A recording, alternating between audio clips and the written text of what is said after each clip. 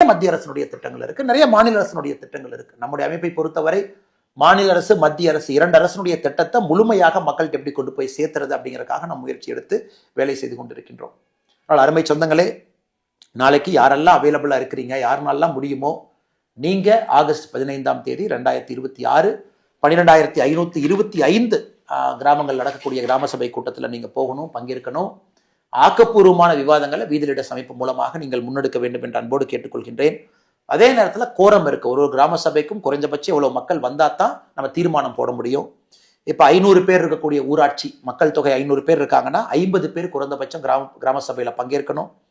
501 3000 பேர் இருக்காங்க அப்படின்னா குறைஞ்சபட்சம் 100 பேர் பங்கேற்கணும். 3001 10,000 பேர் இருக்கிறாங்கன்னா குறைஞ்சபட்சம் 200 பேர் பங்கேற்கணும். 10,000 பேருக்கு மேல இருக்கிறாங்கன்னா குறைஞ்சபட்சம் 300 பேர் பங்கேற்கணும். இதை நம்ம இதை கோரம்னு சொல்றோம், குறைவன் வரம்பு. இது இருக்கும் பொழுது மட்டும்தான் நம்ம ஒரு தீர்மானமாக அதை கொண்டு வர முடியும். அதனால் பெரிய எண்ணிக்கையில மக்கள்கிட்ட நீங்க சொல்லி கூட்டிட்டு போங்க. அதுல கண்டிப்பா 1/3 33% நம்முடைய சகோதரிகள், பெண்கள், தாய்மார்கள் இருக்கணும்.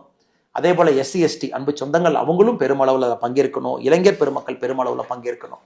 அதனால் அந்த கிராம சபை கூட்டத்தை ஆக்கப்பூர்வமாக நீங்கள் பயன்படுத்தி ஊரினுடைய பிரச்சனையை முன்வைப்பதற்கும், அந்த ஊருக்கு அரசு செய்திருக்கக்கூடிய வேலைகளை நீங்க பார்ப்பதற்கும், பொதுவாக மக்கள் நீங்க எல்லாம் சேர்ந்து அக்கௌண்ட்ல இருந்து செலவு செய்யப்பட்டிருக்கக்கூடிய கணக்கில் இருந்து திட்டங்கள் எப்படி வந்திருக்குன்னு பார்ப்பதற்கெல்லாம் ஒரு வாய்ப்பு